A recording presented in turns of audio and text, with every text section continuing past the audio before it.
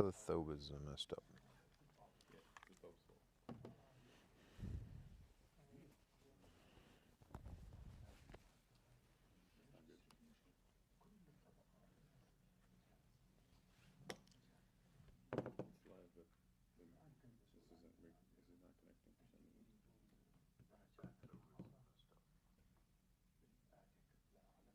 Well, this one is red, so. It's live. I just don't know if it's gonna shut off like it's been.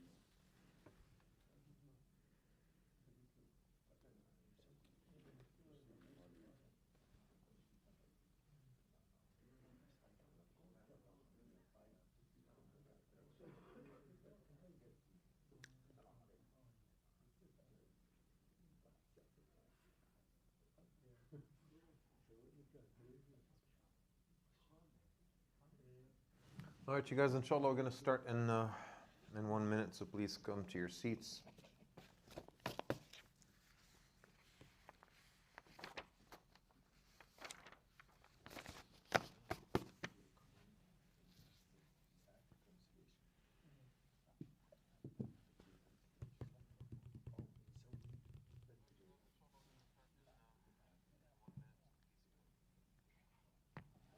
Yeah, it's live here on YouTube, at least. Yeah, sometimes what happens if this particular setting is turned on, where after 15 minutes of it not being connected, it shuts off. It ends the stream. Mm-hmm. So I'm gonna try to reset the iPad and see. Alaikum salam.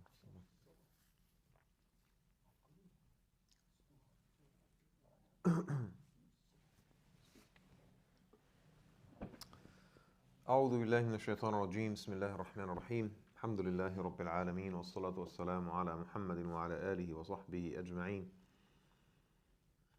I begin in the name of Almighty Allah. I invoke His peace and blessings upon our beloved Prophet Muhammad sallallahu alaihi wasallam. I ask Allah subhanahu wa ta'ala to extend His blessings and His love to the Prophet and his family, his descendants, his companions and followers, and all the men and women that walk in the footsteps. And I ask Allah to make each and every one of us and our loved ones among them. Allahumma ameen. Jazakumullahu khairan for joining us tonight, brothers and sisters, whether you're here in person or joining us on the live broadcast. We are still covering Surah Al-Mu'minun. Last time was our introductory session, and tonight, inshallah, we're going to delve into the surah. And I thought that we had a strong start last time in the intro. I hope that you found my perspective on Surah Al-Mu'minun and its context useful, inshallah, to understand the theme of the surah, its objectives and its goals and its purposes. And I said that Surah Al-Mu'minun, the believers, was revealed in the last year of the Meccan period. And so time is basically, the clock is ticking. The time for Hijrah is about to come very, very soon. The Muslims are about to migrate. And so I don't want to call it an inferiority complex, but there are certainly inferiority feelings that may be quite prevalent amongst the 100 or so Muslims, men and women that had accepted Islam at that point. Some of them are questioning the notion, can we really go to a different city and establish a new civilization and become statesmen and become generals and become economists and financiers and doctors and engineers and just like to have all the needed skills to build a society, to build a community. It's probably true for us. Like if I said, okay, there's like 15 people here, you guys are going to form the cabinet of the US federal government, like tomorrow. How would you react to something like this? Sister Amy, you're going to be Minister of Defense, you're going to be Secretary of Defense. Brother Sarmad, you're going to be Secretary of Labor. Brother Sami, you're going to be, what would you like to do? Secretary of State. See, he's all ready for it. Right? We don't have any prior knowledge of these things. And if someone told me you're going to be Secretary of Education or Secretary of Health or, the Surgeon General or whatever, I don't know where to start, right? And so naturally we are humble. We think of ourselves as, I know what I know, and the things that I don't know, I don't want to pretend to know.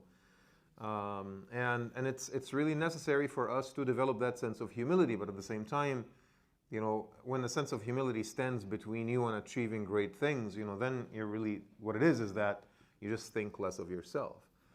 And so the believers needed a surah, to be revealed at that point, to show them that the qualities of the true believers, as far as Allah subhanahu wa ta'ala is concerned, does not really involve massive achievements and big PhDs and to stand up, at night in prayer every single day and to have like superhuman abilities. Rather, these are qualities of just ordinary people.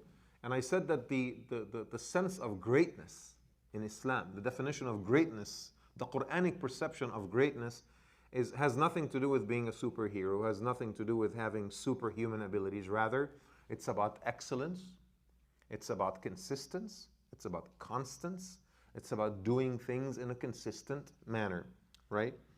And I talked a little bit about how in the modern age, since the inception of Darwinism in the mid-1800s, that the concept of God gradually eroded in the minds of many of the intelligentsia, people who are well-educated, people who had access to academic resources. The concept of God was eroded. It gradually declined. And as the concept of God declined, capitalism arose. And there was now emphasis on the notion that it's basically man against nature, every man for himself. God is not there to help you, to level the field, to make everything work.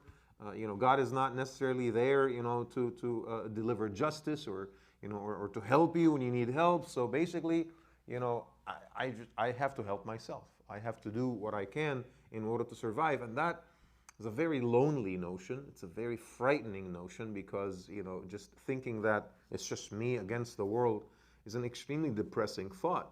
But a thought that also pushes people to excel and pushes people towards greatness. And that sort of like came to this dramatic conclusion in the concept of the Übermensch, or if we say it properly in German, it'll be Übermensch. And Übermensch is the Superman, the concept of Superman, which is the best man. The best man has to be Superman. Has to be macho, has to be masculine, has to be wealthy, has to be powerful. If you are of royal blood, that's a plus, right? You cannot have any morality because morality makes you weak, right? You need to work for your own self-interest, suppress other people, and basically be a tyrant. In fact, the idea of absolute monarchies, that is what Nietzsche loved the most. He thought that an absolute monarchy, these powerful great kings, those are the ones that should truly rule the world. And from there came the idea not of the Superman, but also of the super race, right? There is a Superman, but there's also a super race, a race that is better than all the other races. Aryanism started evolving, and it came to, a dramatic culmination with Nazi Germany, and we've seen the horrors that occurred in the world in the aftermath of this. But traces of that idea remained even in democratic countries, even in America. You keep hearing about American exceptionalism, right? Every time the social sciences are not able or incapable of interpreting a phenomenon as it pertains to the American context, they say, no, it's okay. It doesn't need to be interpreted because it's just the American exceptionalism. We are just like an exception. We are not like any other nation, which is pretty much what every nation says. I mean, I'm pretty sure the Sri Lankans think that they are exceptional compared to the world, and I'm pretty sure that the Indians, I mean, look at it today, in India, the Hindutva ideology, they truly think that they are better than any other group and any other race and any other nation. That is a true belief. They truly believe that. You also sense, some Arab supremacy. There are certain circles in the Arab world that think it's only Arabs that have been given the custodianship of the Quran. We are Arabs, we speak Arabic, therefore we're better. You also see some Iranians who look very down upon other Muslims or other nations and so forth. So traces of that Ubermensch, traces of that Superman ideology resides in every culture and in every group. It resides in our minds as well when we think that our ordinary nature does not qualify us to do great things. So again, the conclusion that we reached last time is that greatness can be achieved by people who are not necessarily great. Okay, let me repeat that. Greatness, great things are not necessarily achieved by people who are great, can be achieved by people who are not necessarily great. And that is what the Quran wants us to achieve. Now, the Quran does not teeter to the other extreme. What is the other extreme of this fascism, of this understanding of the world as, the superior and the inferior? That's fascism. That's Nazi Germany, right? That's Aryanism. What is the exact opposite extreme of that, ideologically? What was, Nazism antithetical ideology? Communism. Because communism teaches the exact opposite. All men are 100% equal, all on the same level field, all should have the same salary. There's no family. People live in these communal gatherings, right? Their jobs are assigned by the state, where there is absolutely no room for any exceptional behavior, for any abilities that maybe the ordinary person does not have. So as you can see that, the Islamic perspective holds the stick from the middle, that there is balance here. Greatness does not necessarily require great people or heroes or superheroes, yet it still leaves room for exceptional behavior if you want to excel, okay? But that comes after and not before the action. So you don't say to yourself, I need to be great in order to do this. You do this, and then if you do it so well, maybe we're going to call you great. That's fine. That comes after. It doesn't come before. So it's not a hindrance to the action. Rather, it's an outcome or a consequence of the action. Allah subhanahu wa ta'ala in the Quran talks about as-sabiqun as-sabiqun, the foremost of the foremost. But he also talks about ashabul yamin. He talks about the possessors of the right hand, or the ones that are righteous, indicating that, inshallah, most of us will be from ashabul yamin, and some of us will be amongst the foremost. That's fine, okay? And that is basically, essentially what we are trying to teach through Surah Al-Mu'minun here, okay? Surah Al-Mu'minun, starts right away, and it does not mince any words. And so as we expected, this is a surah that speaks to the hearts and minds of the early believers who are about to perform hijrah, telling them, you guys, as ordinary as you are, as simple as you are, with some excellence in character, with some consistency in behavior, with some resilience in your minds, you'll be able to achieve great things. And that's why, you get these people that literally a couple of days ago used to herd, sheep and goats, and now they've become governors, of the territories that used to be owned by the Byzantine Empire and the Persian Empire and so forth. Simple people who have become governors.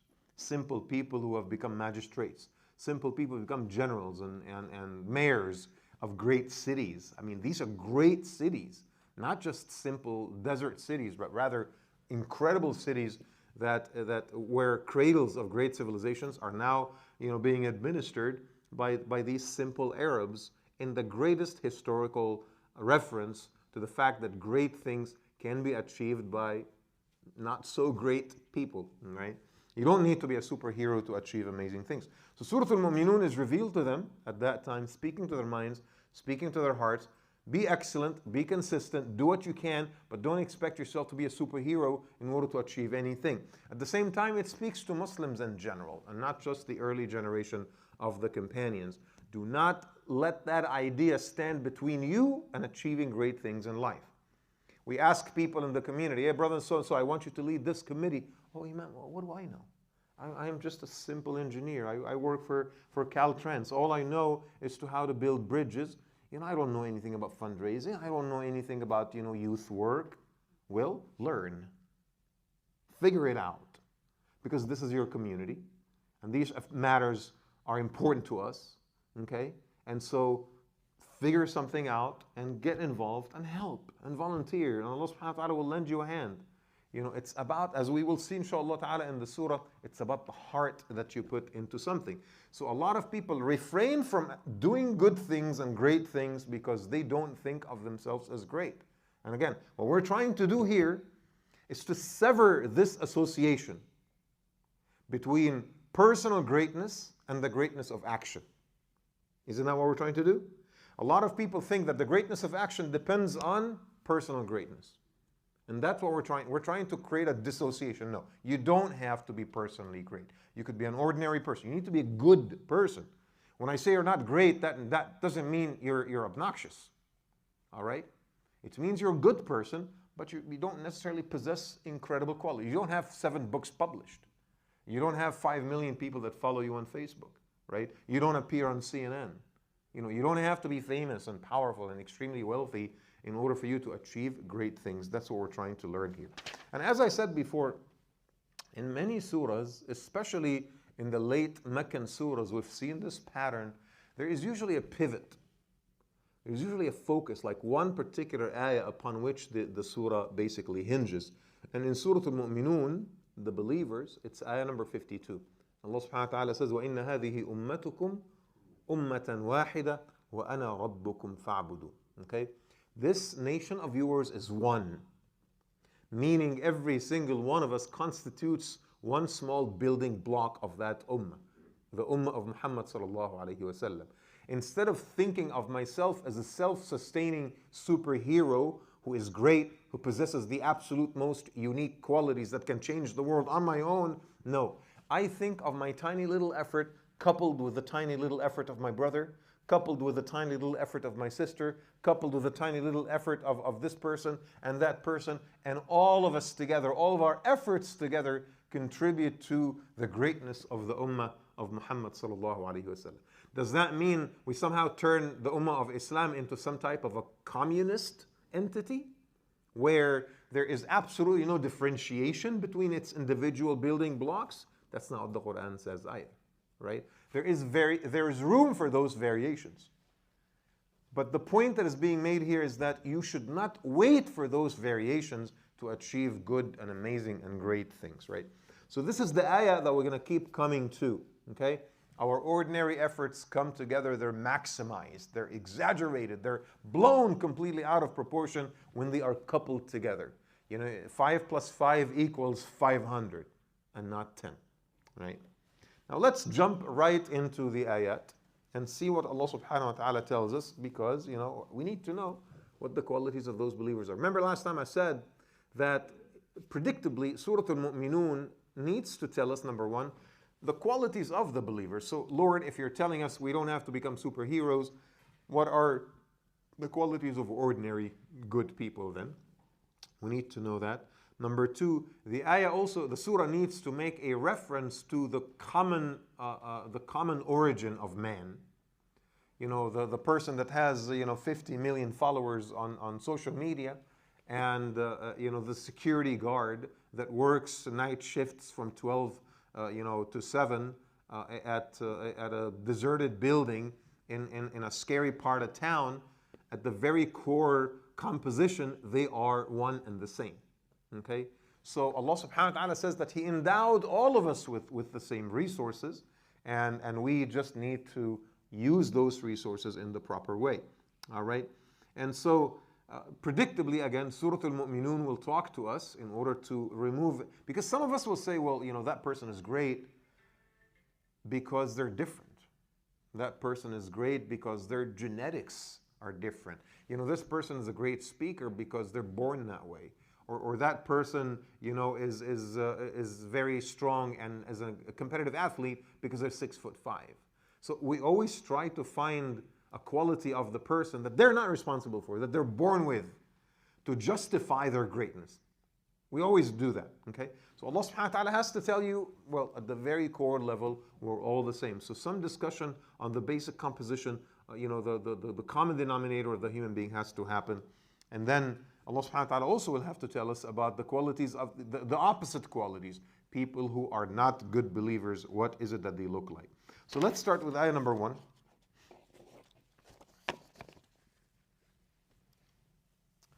قَدْ أَفْلَحَ الْمُؤْمِنُونَ. What does it mean, قَدْ أَفْلَحَ الْمُؤْمِنُونَ? When Allah subhanahu wa ta'ala uses the past tense in the Quran, it doesn't mean that something already happened, right? What does it mean? It means in the Quranic sense that something will absolutely happen. The Arabic language is interesting in the sense that sometimes it uses the past tense to make future affirmations. And you might say, well, wait a second, I mean, how does that work? I say we actually say, we use it all the time, even in English, right? When you're trying to, jokingly threaten someone, you say, you're dead. Oh, you're dead. In essence, what you're really saying is that I'll kill you, jokingly. Okay, we're not going to kill anyone. I'm just saying, like, jokingly, you're saying, what I'm really saying is that I'm using the future sense, but I'm using the past tense in a future sense. And Allah subhanahu wa ta'ala uses that quite frequently in the Quran because tense doesn't matter to God. He doesn't need to say, I will do that in the future. He says, it's done. I already did it, right? Because He is Allah subhanahu wa ta'ala. So when Allah subhanahu wa ta'ala says, قَدْ أَفْلَحَ الْمُؤْمِنُونَ, the true believers have attained to success. They have attained to a happy state. Okay? And so now we're all ears. When God says that the true believers have attained to a happy state, now, I mean, anyone in this room is not interested in happiness? Like, no, I'm okay with miserable. I am really enjoying my misery every single day. I don't think anyone would say that.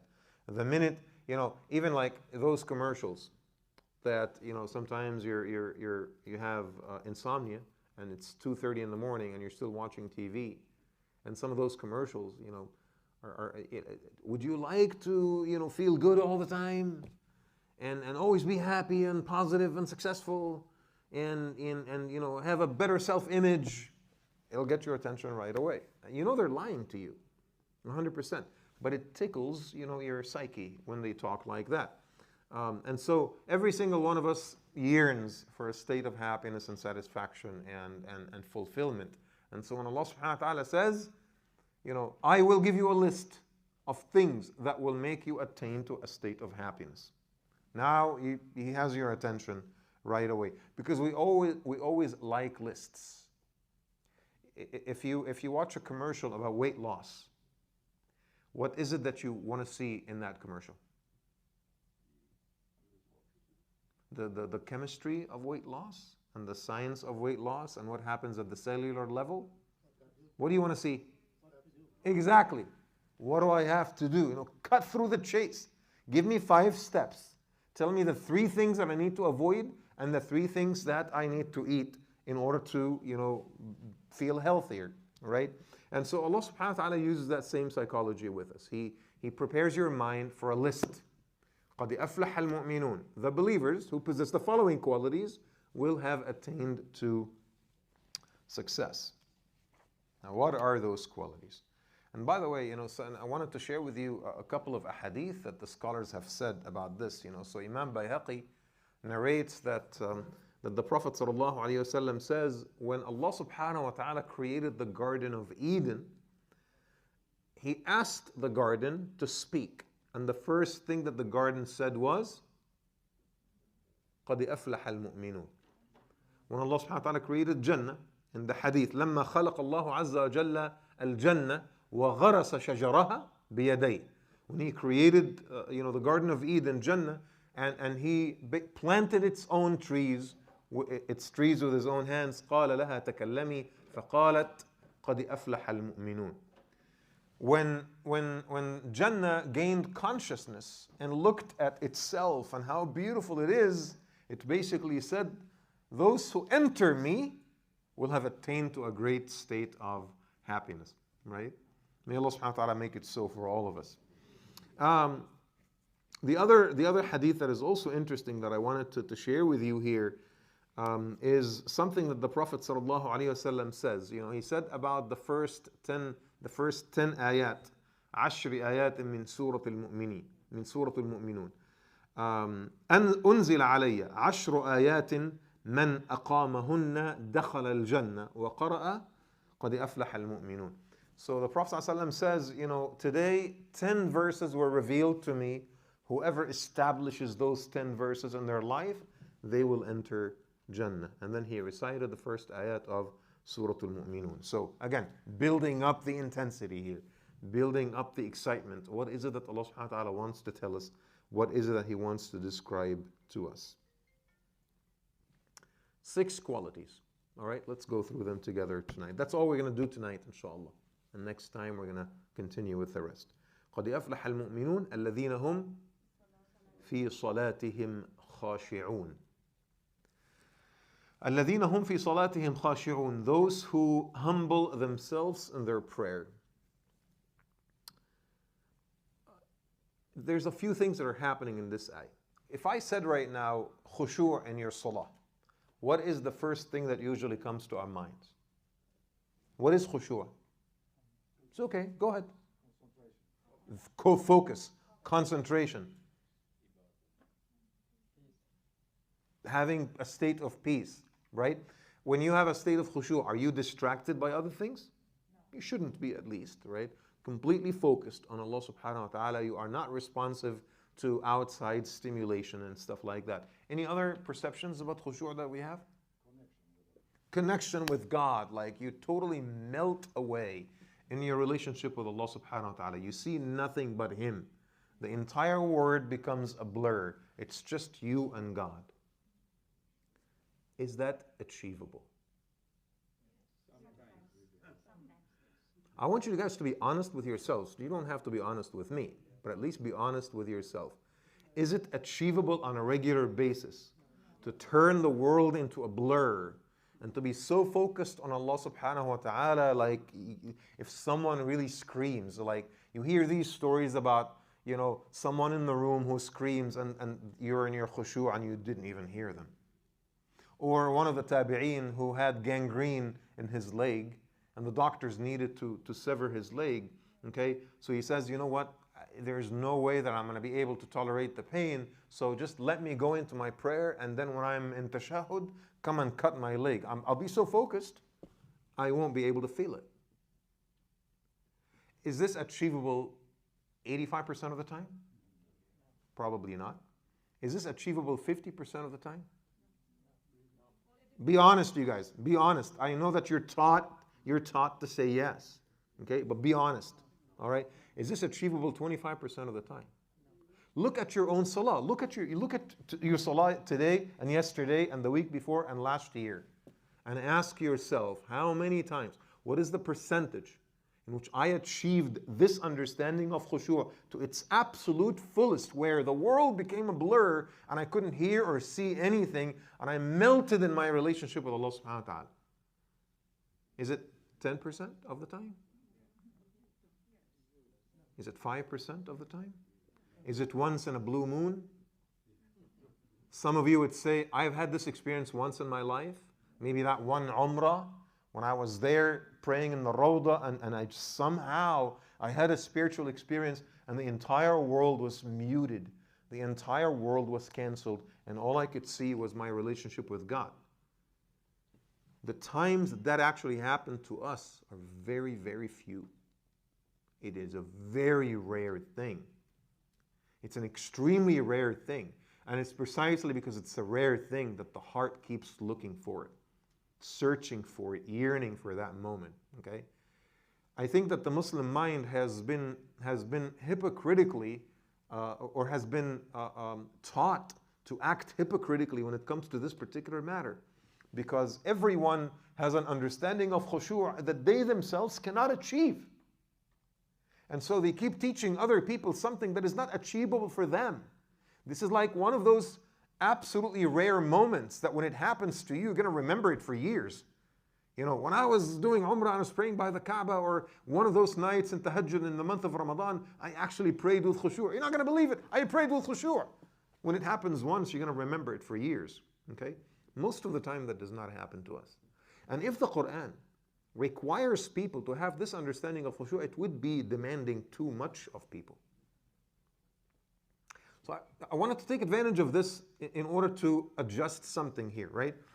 If the Quran says that the qualities of the believers is that they have this incredible khushu' in every single salah, then the Quran is asking them to be ordinary or to be extraordinary. Remember, Surah Al-Mu'minun is about teaching people it's okay to be ordinary as long as you achieve greatness in the end. If you require people to have this absolutely unattainable state of khushu' every single time, then basically you're saying that the differentiation happens between those who have khushu' and those who do not have that type of khushu'. Then we go back to square one. The very religious, the very pious, the very righteous, the very scholarly, the ubbad, the zuhad, who are always at the masajid, those are the ones that become true mu'minun, true believers. And the rest of us, well, out of luck. Is that what Surah Al-Mu'minun is trying to do?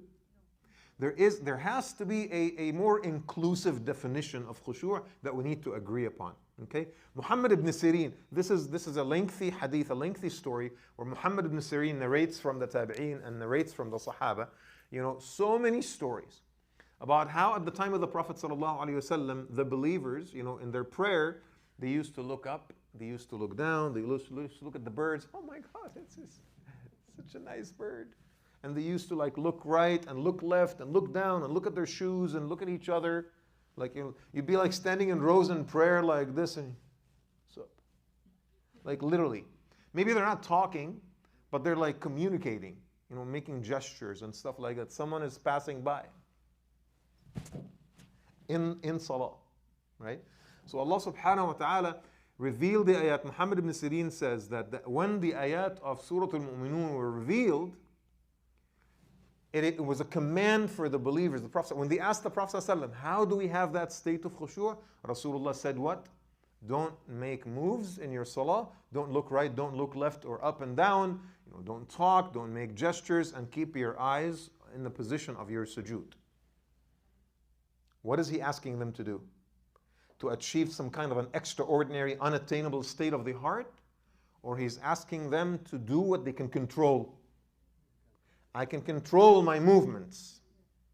I may not be able to control my heart, but I can control my movements. Well, you know what? That's a step. That's a good step in the right direction. Okay? Imagine if I'm trying to focus as much as possible and I'm still not having khushu', and I'm still thinking about work and kids and things. Imagine how more distracted you are when you're just looking at everything and stuff like that. So at least eliminate the distractions and then focus. That's achievable. That is something the ordinary person can do. That is something that your kid can do. That's something men and women can do. Elderly people can do. We can manage that, right? You ask me for an absolutely tall feat of achievement that my heart may or may not be able to reach, I'll feel very disappointed. But if you ask me, okay, do 1, 2, 3, 4, 5, okay, I can do that. I can definitely do that, and that will be a good start for me. So khushu' is not a trance. Khushu' is not putting yourself in a trance where you're completely unaware of the world, where you're having a spiritual experience every single salah. There's no way. I mean, you work for Intel and you need to pray dhuhr. So you walk into the copier room, the mail room, in order to do your salah. And Jennifer and Jackie and Bob and everyone is just going in and out of the room, right? It's impossible to have that state of khushu' completely disconnected from the world. And then when you're done with tashahhud, you open your eyes and there's 15 people standing there looking at you. That trance is very rare. And if the Quran requires people to be in a spiritual trance every single time they pray, it'd be asking too much. It would actually go against the very spirit of Surah Al-Mu'minun as we've mentioned it together. So again, having said all that, what is the actual meaning of khushu' then, linguistically? Khasha'a means what? Khasha'a means sakana. Khushu' means sukoon, means tranquility, means calm, means someone who's not making a lot of movements, someone who's not, making a lot of sounds, someone who's not being distracted, someone who's just at least trying to focus. By the way, even closing our eyes during salah is not necessarily from the sunnah. The Prophet ﷺ wants us to have our eyes open and look at where we make sujood. The only exception is it's just so many people are walking around, like you're praying in a park or something, or praying sunnah after Jum'ah and everyone is walking around exiting the masjid, then you close your eyes. If the point was to achieve some type of a spiritual trance, then the Rasulullah would have said, close your eyes and put like earplugs. So you buy like, industrial construction grade earplugs from Home Depot, and we stick them in our ears, the ones like, or maybe like get like, ear protection from the gun range, and cover our ears and cover our eyes and put ourselves in this complete, utter disconnect from the world, and then pray, then it would have made more sense. But the Prophet ﷺ wants you to be there, wants you to respond to the stimuli, he wants you to see. And if the distractions are a little too much, then close your eyes just so that you're able to maintain your salah. So again, what is being asked here is not impossible to achieve. And I think a lesson for all of us is that in our salah, at least achieve that basic level of khushu'. Now, if once in a while you have that trance, that spiritual experience, you know what? We welcome that. Those moments when that actually happened to us, and then your tears ran on your cheeks, and you feel spiritually connected, and إِيَّاكَ نَعْبُدُ وَإِيَّاكَ نَسْتَعِينُ actually means something different to you, touches your heart differently, right? Subhana Rabbi al-A'la, as you say it in your sujood, means something different. You know what? We welcome that. It's just expecting it to happen every single time would be completely unreasonable. That's all I'm saying. All right? So the very first quality of the believers is that when it's time for Allah, they give their utmost attention to Allah subhanahu wa ta'ala, الَّذِينَ هُمْ فِي صَلَاتِهِمْ خَاشِعُونَ. All right? Ayah number 3. وَالَّذِينَ هُمْ عَنِ اللَّغْوِ مُعْرِضُونَ. Those who turn away from things that are frivolous, things that are vain, things that are wasteful. All right? Laghu means vanity in language in general, like saying profane words, talking excessively, right? Over describing things. There are people that, the carpet is green. That's all you want to hear from them. But they're going to go on for 15, 20 minutes to tell you what could be reduced to 3 words. The carpet is green. Like, dude, just cut through the chase, please. Vain talk, frivolous talk is just speaking excessively about things that are unimportant, right? Just, passing time. But it also applies to other things, vain actions, vain behavior, frivolous ideas, even frivolous and vain feelings, right? The ayah says, الَّذِينَ هُمْ عَنِ اللَّغْوِ مُعْرِضُونَ. True believers are ones that refrain or steer clear or stay away from vanity. They stay away from frivolity. Things that are frivolous, that are completely and utterly waste of time. Now you might say, well, watching a Sunday ball game, is that vanity? I say it's okay to have some entertainment once in a while, as long as that's not the motto of your life. Like all you do is watch Netflix. All you do is play video games. But if you are, busy, we're all busy, right? But if you, and then once in a while, you want to play a little Call of Duty, there's nothing wrong with that. That is not vanity, okay? It's just Allahul Mubah. It is, a permissible type of entertainment, all right? So again, they have khushu', they have sukoon, tranquility, they're calm in their salah, they try to focus as much as possible to the extent of their human ability.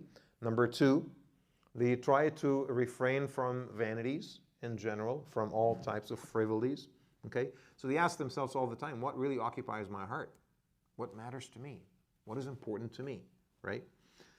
Ayah number 4 gives us a third quality. وَالَّذِينَ هُمْ لِلزَّكَاةِ فَاعِلُونَ. Those who give their zakah.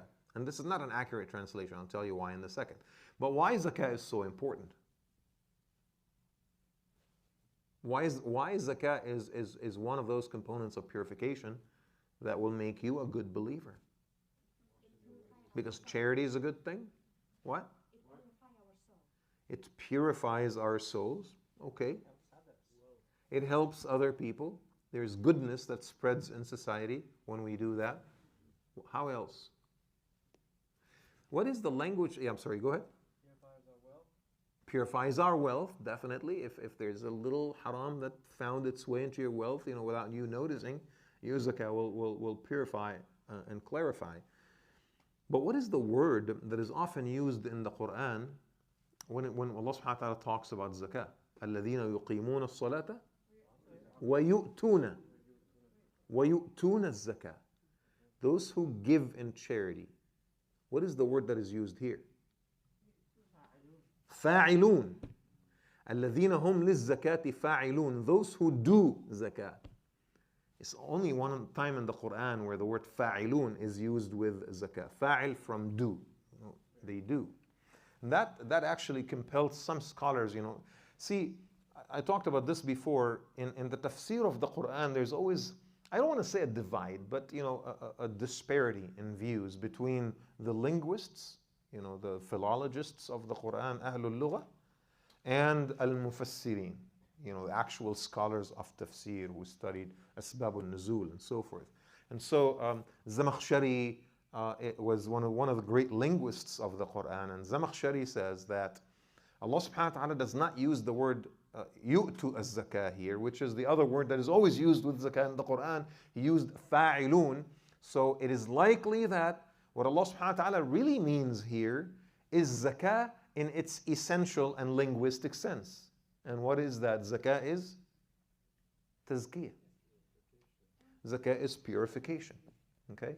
So Zamakhshari, and this is, again, a very unique perspective. I always enjoy what the philologists say sometimes. I don't always agree with them, but occasionally I really enjoy what they have to say because they force you to look at a perspective of a word that you have not considered before just because of a certain common usage. Okay? So Zamakhshari says what Allah subhanahu wa ta'ala meant here is that these people pay special attention to the purification of the inside. They do purification upon themselves. They purify themselves. A very simple exercise of purification. Someone who yelled at you and said something profane to you. And you, because you're a civilized person, you did not take a swing at them. You did not punch them in the face.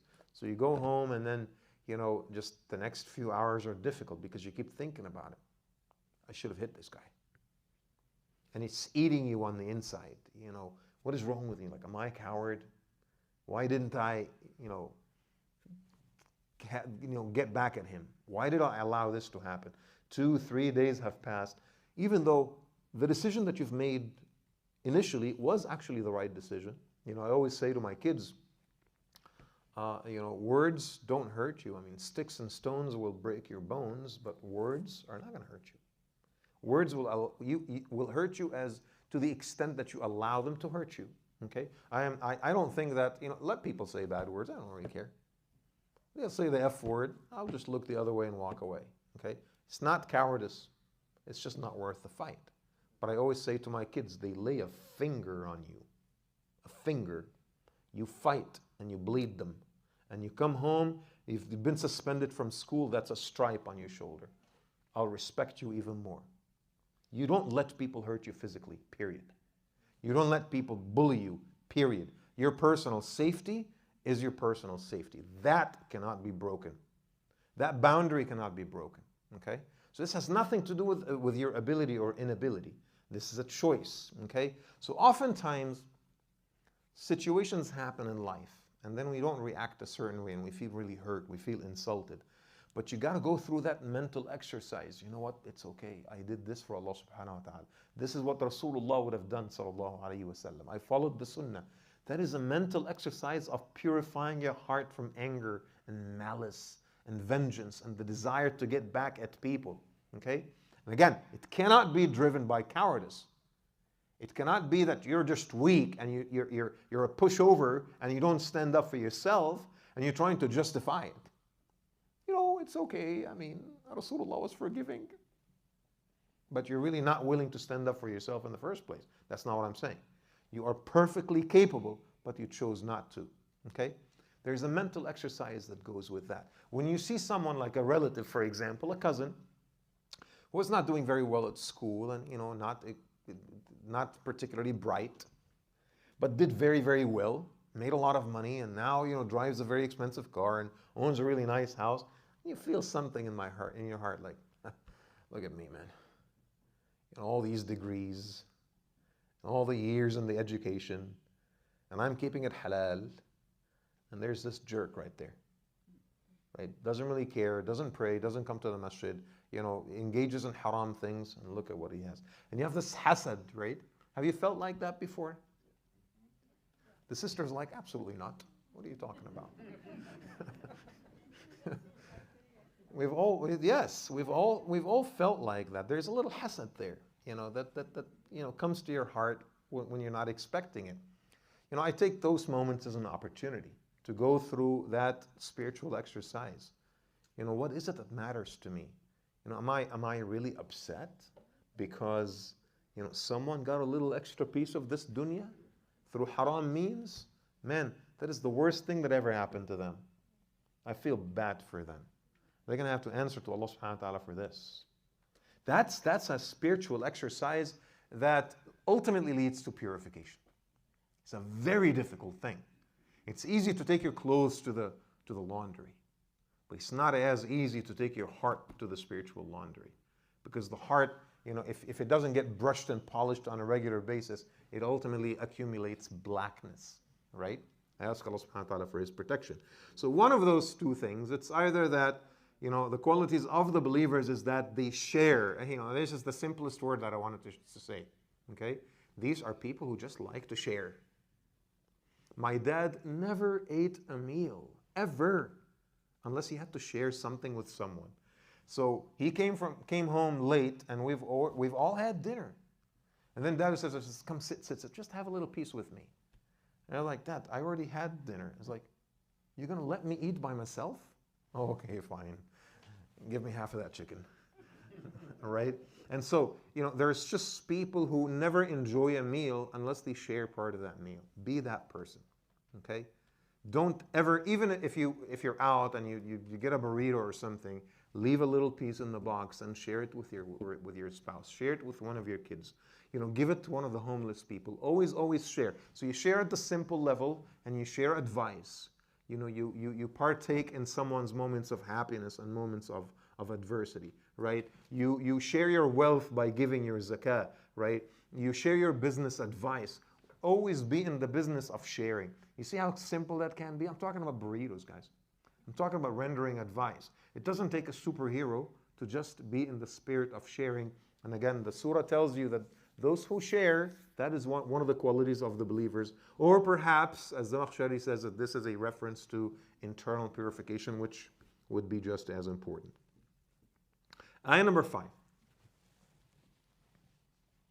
وَالَّذِينَ هُمْ لِفُرُوجِهِمْ حَافِظُونَ. Those who are mindful of their chastity. Let me share with you something that I'll probably just talk about tonight, and I most likely will not address again. But why is it that the word for private parts is farj in Arabic?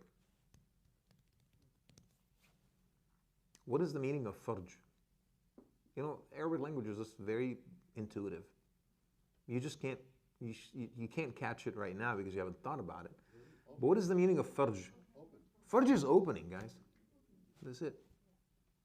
The word farj in Arabic means opening, okay? And that is why the word for relief, God's relief, is what? Faraj. Because relief is an opening, right? Allah subhanahu wa ta'ala sent us an opening. There's a relief coming, okay? So the word farj in Arabic means an opening in your body. That is really the word for private parts. There's nothing fancy about it in the Arabic language, right?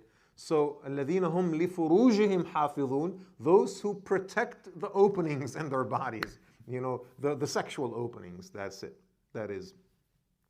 وَالَّذِينَ هُمْ لِفُرُوجِهِمْ حَافِظُونَ, in a much more, sort of like a euphemistic sense, if we like to use euphemisms, which I do all the time because it makes compound words sound easier, and it makes edgy, sensitive words, sounds more palatable. We might say that what the ayah really instructs us to do is to guard our chastity. Isn't that Isn't that the sentence that you'd use with a little kid, for example? You're not going to say, protect the openings in your body, son. That would be strange, okay? But that's really what it means linguistically. You would say, guard your chastity. Because unfettered sexual desire, unfettered lusts, unfettered intimacy, unfettered seductions and temptations are absolutely catastrophic. Are absolutely catastrophic. And maybe one of those evenings, inshallah ta'ala, if I have time, I really want to talk to you about why it's catastrophic. Because a lot of people say, well, actually, it is not catastrophic because societies that engage in unfettered sexual behavior are quite successful. And they're democratic, and there's a lot of freedom, and the individual makes a lot of money, and actually doing much better than societies that restrict sexual freedom. Maybe one of those evenings I'll address this nasty argument, and I can show you logically 100% how is it that uncontrolled sexual lusts can lead to destruction and catastrophes. But that is again what Allah subhanahu wa ta'ala tells us here, right? Guard your chastity. Don't give in to seductions. Understand that sex should not be practiced before marriage. This is something that is done between husband and wife, in that sacred, sanctified union that is sanctioned by Allah subhanahu wa ta'ala. One of the brothers, used to say he grew up in San Francisco, and it was very difficult. He says, growing up in San Francisco in the late 90s, it was a very urban, rough environment, a lot of racism and stuff like that. So he tells me that by the time he was graduating high school, he was the single only person in his entire school that never had sex before. And it was a small high school in San Francisco. And again, these are kids that are, 17, 18, going to college. He says he was the only one that had never been with a woman before. And then a lot of his friends eventually came back to the deen. But then, one of the brothers was telling him, and it sounds a bit crude, but I'll share it with you anyway. I think it's important for us to hear these things. This guy was telling him, man, dude, I'm glad you've never done that before, because once you pop, you never stop. If you do this once, it becomes an addiction, and it's something that it's very, very difficult to stop.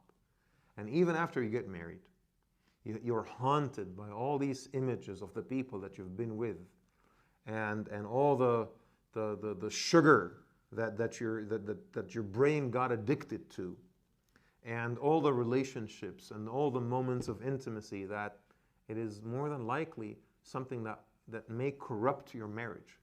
Even if your spouse is great, there's no problem or anything like that. In fact, I always say that not every association is causal, okay? There are some things that are associated with each other, and the association is so strong, cannot be ignored. But as sexual freedoms have gone way too out of control, I think in the West, divorce rates are also going out of control. Wouldn't you agree? Okay? And one of the reasons divorce rates are out of control is that people always compare.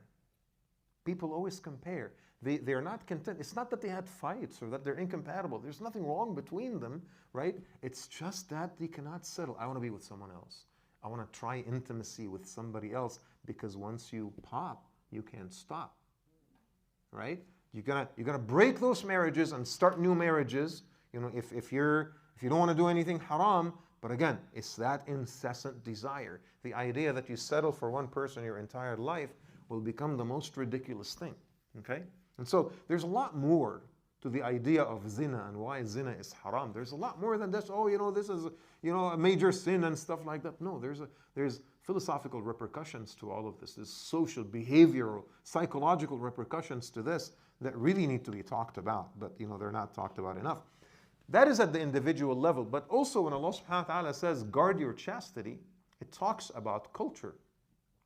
It talks about the hypersexualized culture. It talks about porn. It talks about exposure to explicit material. It talks about this act that is supposed to be confined to the privacy, not only the privacy of the home, the privacy of the bedroom in the home, is now at the forefront of public conversations, is now used for marketing, is used for sales. Women are objectified in songs, in movies, and so on and so forth. In fact, this simple act that is supposed to be confined to the privacy of the bedroom is now publicly used as people's sense of identity, which for me is the lowest of things. That I reduce myself as a human being to a sexual act. I'm not saying that sexual acts are filthy. They're not filthy when they're done between husband and wife in the halal way. But to reduce myself to a heterosexual male, that would be so dismissive of everything that I am. To reduce yourself to the manner by which you experience sexuality is so dismissive of what Allah subhanahu wa ta'ala has given you. You are a lot more than your sexuality. You're a lot more than just that. That is just one aspect of who you are. There's so much more to you than your own manner of sexuality. Yet people forget about everything else and they would use a sexual label to identify themselves. Okay? For me, that again is absolutely disturbing. So Allah subhanahu wa ta'ala doesn't just talk about sexuality in its private domain. He also addresses sexuality in its public manifestations as well. So they do not engage in sexual acts except with, number 6, على أزواجهم أو ما ملكت أيمانهم فإنهم غير ملومين. Right? So أزواجهم, their spouses, and ما ملكت أيمانهم, which is what the right hands possess. Okay, so being with their spouses, okay, that makes sense. No one's going to have an issue with that. What do we do with the second one? What does Allah subhanahu wa ta'ala mean by, those whose right hands possess? Classical scholars, most scholars, have said that this is a reference to the slave girls that, warriors, soldiers would acquire during conquests. And they would basically say that male populations in conquered lands have been significantly diminished because of warfare. Okay, so this conquering army that comes into the city, remember one of the scholars of hadith, Imam Nasa'i. Where does Imam Nasa'i came from? What does Nisa mean? Women. Imam Nasa'i came from a city, literally in Iran, that was called Nisa. Why is it called Nisa? Because there wasn't a single man in there. When the Muslim army came in, there isn't a single man. It's either all the men were fought in the army of the Persians or just left the city and escaped. So when the Muslim army came into the city, it's like, oh shoot, there's like 45,000 women in this city. So they call it Nisa. It's just very convenient. Okay, so centuries later, Imam Nasa'i was a descendant of people that were born in that city. But that's not the point. The point is, classical scholars would say that in conquered lands, in order to avoid sexual promiscuity, lewd behavior, exploitations, sexual abuse and stuff like that, somehow something needed to be done in order to create some institutionalizing to sexual relations. Those soldiers, their wives are back home in Medina, 4 or 5 months away. And so what do you expect from those testosterone-riddled soldiers, that have just defeated the enemy? Okay, the statistics would suggest that the chances of rape are extremely high, the chances of sexual exploitation are extremely high, the chances of prostitution are extremely high, and this would happen. Not only that, the institution of taking women as slaves in the ancient world, when their countries are defeated, was ubiquitous. It was practiced every square inch on this earth, and it was not possible for Muslims to just ignore that reality. So the Quran institutionalized it, yet at the same time, the Quran tried to dry the resources of slavery as much as possible in a gradual fashion, and eventually that actually did happen, and the world started looking down at slavery. That is one perspective, okay? And I say it because we have to be intellectually honest, and we have to talk to each, we cannot be apologetics. We cannot just come up with some type of a modern perspective and ignore something that the Ummah has agreed upon for thousands of years, right? Now, I also want to share with you another classical perspective. There are some companions of the Prophet ﷺ that disagreed with sex outside of marriage, sex with slave girls. They disagreed with that, right? And obviously the Prophet ﷺ himself never and would never practice. I mean, imagine Rasulullah ﷺ practicing something like this. He would never do that, would he? Like, this is not a good thing. Even if many scholars have said that this is permissible and it was under certain circumstances and they had to and they didn't have a choice. But when you think of the Messenger ﷺ, you would say, well, you know what? I don't care. Rasulullah would never do such thing, right? Because we know Muhammad too much. We know him way too much to accept something like this on him, right? So many of the companions, following in the footsteps of the Prophet ﷺ, they basically disagreed that any type of sexual relations outside the institution of marriage is permissible. Al-Razi and Al-Tabari, both of them, in notable opinions in their tafsir collections, they actually said, Ma malakat aymanuhum is a reference to additional wives. So these are women with whom you still have a contractual agreement, it's still consensual, they're not being coerced into sex. These are women that have chosen to get married, okay? Which would make sense when you think about it, right? Soldiers coming into the city of Nisa, okay? It's either that they capture women as slaves and take them into their own possession as their own property, okay? And give themselves the right to be with them intimately when the women have actually no choice, or they marry them. They propose, and if a woman is okay, she'll accept to be second or third wife or whatever, it's up to her. That would be her choice. I mean, what other choice does she have, really, when you think about it? She's poor, her husband is dead, you know, the new conquering civilization has taken everything. I mean, what choice does she have? This is actually a much better upgrade from what she already has. So I wanted to make sure that I share with you those two perspectives. That the Quran does talk about having sexual relations, you know, within the institution of marriage and outside the institution of marriage. And I wanted to make sure that the points are made clear to you from a fiqhi standpoint.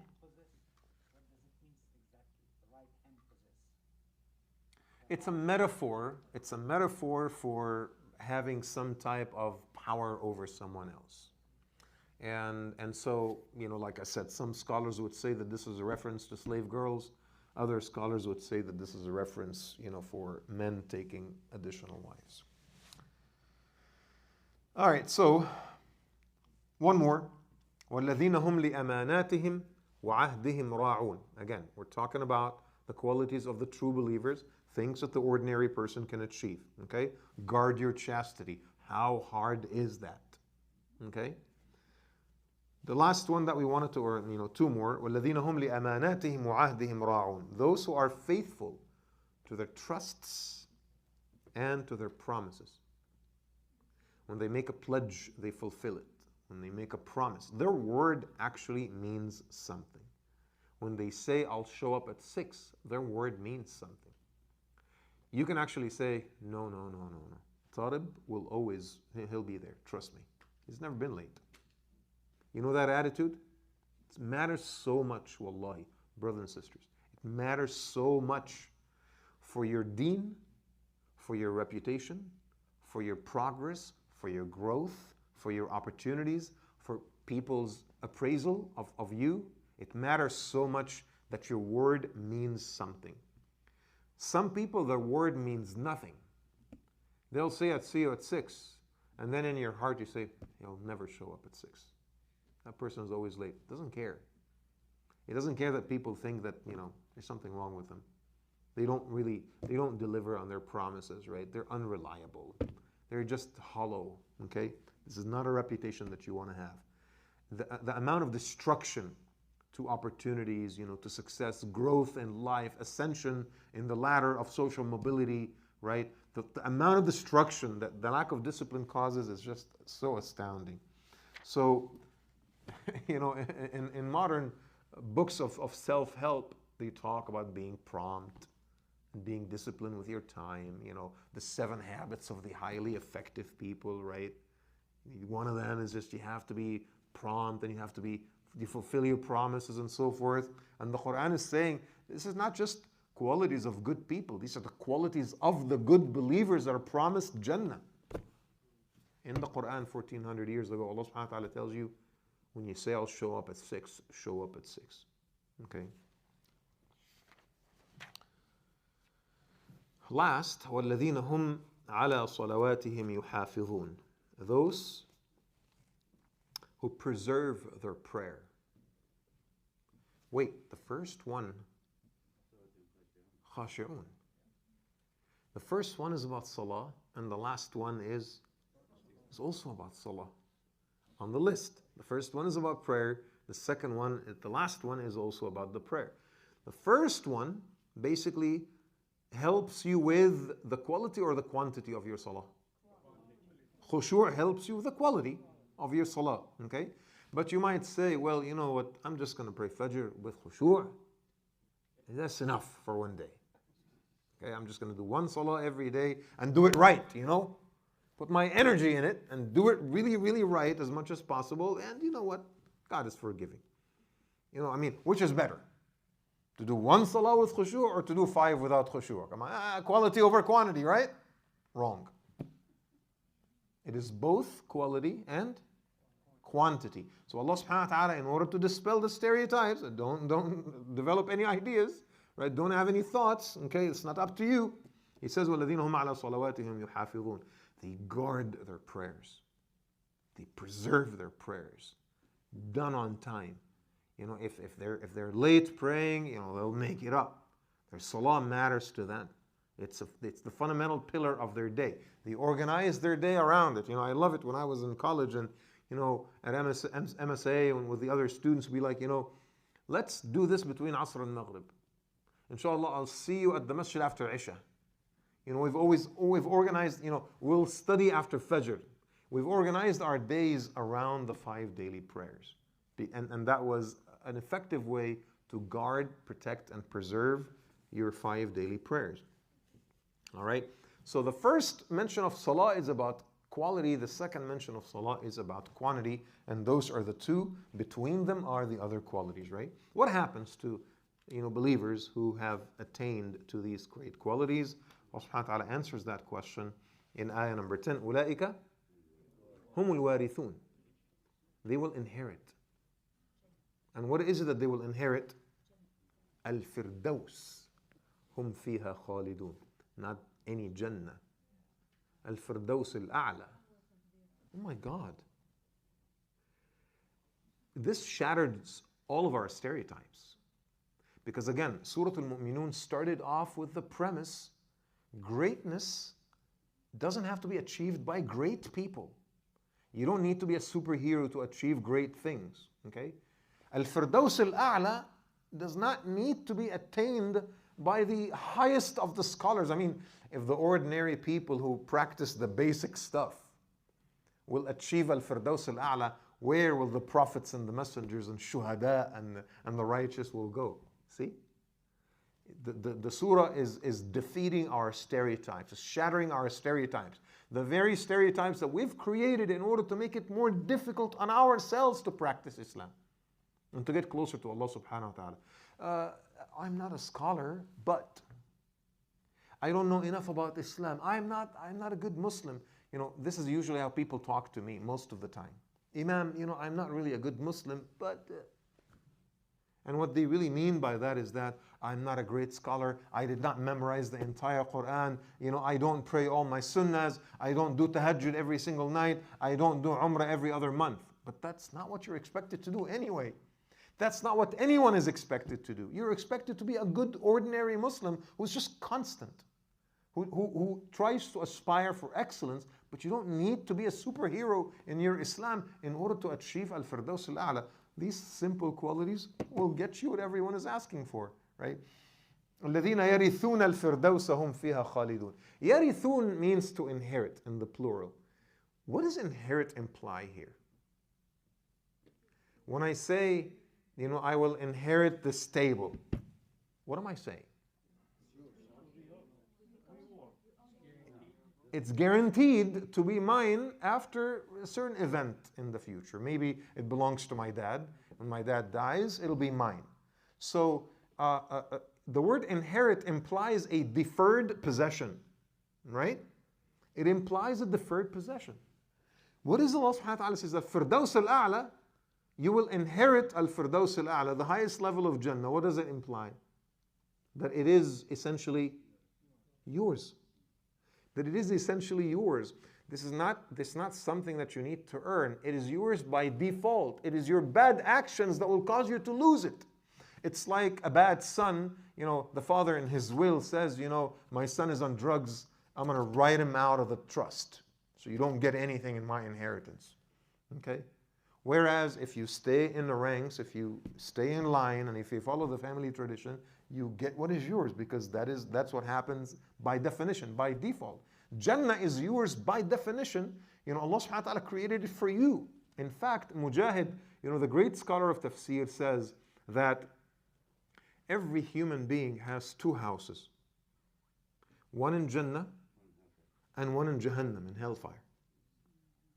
Every single one of us has two houses. They're also yours, by the way. So, there is a deed of trust with your name on it for the house in Jahannam as well. Just in case, nobody knows, what you're going to do and how you're going to fare and how you're going to behave in the remaining years of your life, okay? So just in case, we don't want you to be homeless, right? We want to make sure that you have a house. So Mujahid says that everyone has a house, one in Jannah and one in Jahannam. Now, if you enter Jannah, what happens to your house in Jahannam? It gets destroyed. Allahumma ameen. You go to Jannah, your house in hellfire gets destroyed. And if you go to the house in hellfire, what happens to your house in Jannah? It doesn't get destroyed. I'll take it, inshallah. Someone else is going to take it, right? If you're going to be in Jannah forever, in Jahannam forever, someone else is going to take it. It's not yours anymore. The deed of trust will be transferred. But if you do some time there, and I ask Allah subhanahu wa ta'ala for protection, but it'd still be better than staying there for eternity, and then you leave Jahannam, your house is still waiting for you. Okay? So again, the sense here is that you already own real estate in Jannah. Hence, yarithun. And Allah subhanahu wa ta'ala, when He says, yarithun al-firdaus al-a'la, the highest level of Jannah is already theirs. You just need to stay in line. All right? Okay, so let's review the qualities. Number one, salah at the very beginning in terms of quality. And the last one was salah in terms of quantity. Okay? Number three, avoid all the vanities that distract people. That is the word al-laghu that we talked about earlier. Number four, zakat, invest in purifying your wealth, purifying your heart, and helping others. Okay? Guarding your chastity. لِفُرُوجِهِمْ حَافِظُونَ. Okay? And number six, لِأَمَانَاتِهِمْ وَعَهْدِهِمْ رَاعُونَ. They are the ones that basically deliver on the promises and fulfill the trusts. Okay? And I want you to take one last look at these. If you want to go back to the Quran, take one last look at these. All right? Of all of these, which ones are acts that we owe Allah subhanahu wa ta'ala? And which ones are acts that we owe ourselves or other people? Take a look. Take a look. Which one of them is for Allah and which one is for other people or ourselves? Things that you do to Allah exclusively and things that you do to us. No, Firdaus is your reward. That's the outcome. We're not talking about that. We're talking about the qualities. Salah is for Allah subhanahu wa ta'ala, and the rest are either you help yourself or you help other people. See? Isn't that the most incredible thing? Allah subhanahu wa ta'ala tells you that the qualities of the best believers are people who are, of course, mindful of Allah Azza wa Jal, sure, but for the most part, they're good to each other. How simple is that?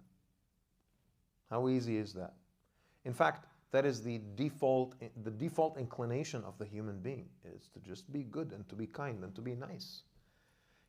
Most of these things are just passive things, just refraining from bad stuff. That's really all it is. Maybe zakah is slightly active, but most of them are just passive. Don't engage in something that is haram. Don't engage in sexual interactions outside the institution of marriage. Don't engage in vain and frivolous activities, right? Just the passive refraining from bad things. Does it require a superhero to just stay away from something? You're not asking you to build bridges and skyscrapers and great legacies and put your name on the Library of Alexandria. It's not asking you to do the most incredible. If you can, be my guest, okay? Go ahead. But that is not what is required for you to inherit, the Jannah of Allah subhanahu wa ta'ala. I'll stop here, inshallah, and next time we're going to talk about the next section, which will cover, inshallah, the common origin of man, and I'll take some questions if you guys have any.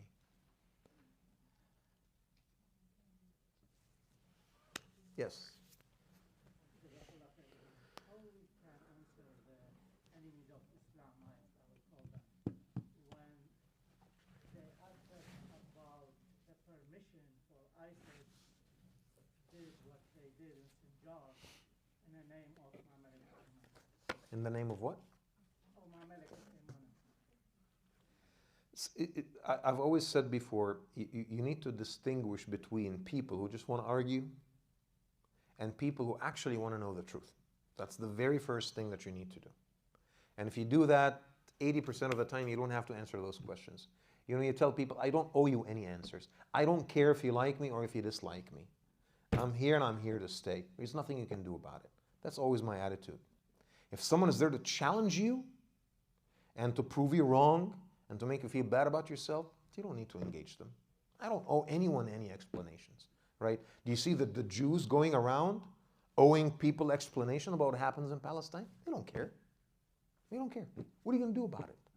That's the attitude, right? Now, if someone is interested in learning, we're going to sit them down and we will choose the battle. One of the things that we were taught, when I was graduating college and, started doing like press conferences on behalf of the masjid and stuff like that, it was, when 9/11 was happening, and then we were all like little kids talking to the media every single day. And so they came and they gave us this workshop on how to talk to the media. And the first thing that they say is that you choose, the answer does not have to be a reflection of the question. Don't let people corner you in a defensive position, okay? You choose the battlefield. You know what? This is a very important question that you're asking, but I think that if you're really interested to learn more about Islam, there's a whole bunch of other prerequisite knowledge that I would like to discuss with you. And if we learn those things together, I think this will just be self-explanatory. You got to choose your battles. You decide what you want to say. Don't let them corner you. You don't have to answer that question. Not right now, at least. Maybe a little bit later we can address it. But right now, there are other things that I need to share with you. I need to talk to you about how Islam elevated the status of women. I need to talk to you about how Islam liberated women. I need to talk to you about how Islam, made the status of men and women equal. I need to talk to you about how the Prophet ﷺ protected the rights of women. And we need to talk about, the legal institutions of Islam. And we need to talk about this and this and this and that. And then after all of that, I think this particular item will make sense. So this is usually, my approach. Now, slavery was prevalent in America until what? When was the Emancipation Act was enacted? 1860s, something like that. So about 150 years ago, right? So for the longest time, slavery was legal in this country. White men gave themselves the right to, enjoy in a completely uncontrolled fashion all kinds of women, and it was perfectly legal, it was perfectly moral, it was right, okay? You take the conversation into the direction that you want to take it.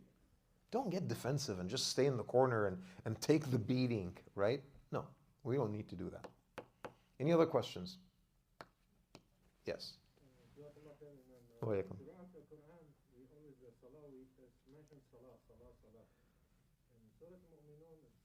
Specifically only mention salawat. Any thoughts on this? Yes, we were actually saying earlier that. Oh, I'm sorry, I came late. No worries, no. We were saying that, the very first ayah, that they have khushu' in their salah, which describes the quality. And the very last ayah in this section is salawatihim yuhafidhun, because it's a reference to the 5 daily prayers. So you need to guard the timing of your prayers. So it's in the plural, not in the singular, because of that. So the first one is about quality. The second one is about quantity. That's why it's plural. That's why it uses the plural. Yes. About khushu in salah, because we have to concentrate. But other people sometimes they look at other people how they do salah. Like how do you put your feet or how do you put your arm? Is that should be addressed? Like some people do not look at the other people. Like, they're coming to correct you, you mean? Yeah, like after salah, come here, you did that, you did that. I said, how you saw me? So maybe they're just sitting in the corner looking at you praying sunnah. I mean, yeah, so no, I agree, that some people pay more attention to what other people do than themselves. I actually remember when I was a kid and I was at the masjid praying, and then I'm praying sunnah. It's not even Salatul Jummah. I'm praying by myself.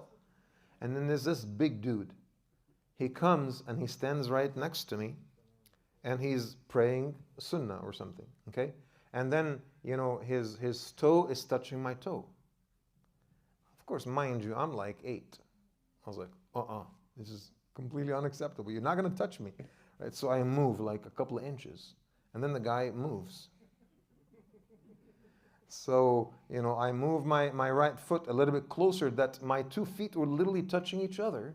And then, he was standing like this, like literally standing like that with his left foot touching my right foot. So I started moving away, like literally moving, taking steps to the left. And he starts taking steps towards me. I was like, this is just totally creepy. So after Salah was over, I was like, would you like to explain that? He's like, it's sunnah. It's sunnah for people to, be touching with their toes and stuff like that. Some people do a lot of weird stuff during Salah. Other people, their salah make distraction to other people. Like one of my friends said he went to Los Angeles on the rest area. There were some people from whatever they said, like shalwar and kameez. Yeah. 10, 20 of them. They want to make a jamaat in rest area. And some of them went to the restroom and they want to do wudu. And the sink has sensor, when you put your hands up, there is no water. And they want to wash their hands and wash their feet, and other people are behind them. And people says, what are they doing? They're doing wudu. What wudu is? Because then also they want to make a area clean and want other people to not come in this area because they want to do jamaat. Right. It's a balance, I think. It's a balance. I mean, there's 2 extremes. There's people who hide their Muslim identity as effectively as possible, and they don't want to pray in front of others, and they're just way too scared, and I think that that's wrong. And then there are those who are just way too comfortable. Like, the world is a masjid for me, so I'm just going to go to the Zumba class and pray in the middle of that thing. I think there is got to be a balance. And we definitely have to be respectful of others without feeling that we need to hide who we are, right? Any other questions? Please. It says, ayah number 4, zakat. How about sadaqah? Is it also a form of purification? Why do you think it's not mentioned? Right. So zakat is usually used in the sense of the obligatory form of charity. So think of the word sadaqah as the big label, and zakah is a form of sadaqah. Zakah is the obligatory, the mandatory, the fard form of sadaqah. So, Zamakhshari would say, if Allah subhanahu wa ta'ala meant charity in general, he would have used sadaqah, but because Allah subhanahu wa ta'ala meant purification in a specific sense, he used the word zakah. Any other questions, sisters? Brothers, please. If somebody is not giving sadaqah and he is giving zakah, is it okay? Or vice somebody is giving only sadaqah and he's not doing zakat. Well, this would be like, someone who only prays Fajr, Dhuhr, Asr, Maghrib, and Isha, doesn't pray any Sunnah. Is that okay? Yes. In a certain sense, yes. He's not committing any sins. He's just doing his fara'id. That's fine. Not following the Sunnah, but it's fine. But can we say this person prays Sunnah al-Dhuhr and Sunnah al-Maghrib and Sunnah al-Isha without praying the Fard? That would be unacceptable. So you cannot do sadaqah without zakah, but you can do zakah without sadaqah. Does that make sense? So the fard needs to be fulfilled no matter what. Otherwise, we're going to be in trouble. Questions? جزاكم الله خيرا سبحانك اللهم وبحمدك أشهد أن لا إله إلا أنت نستغفرك ونتوب إليك بسم الله الرحمن الرحيم والعصر الإنسان لفي خسر الذين آمنوا وعملوا الصالحات وتواصوا بالحق وتواصوا بالصبر. Inshallah, we're going to pray in 3 minutes, so please get ready, you guys. I'm going to take my stuff back to the office. Thank you. Assalamu alaikum.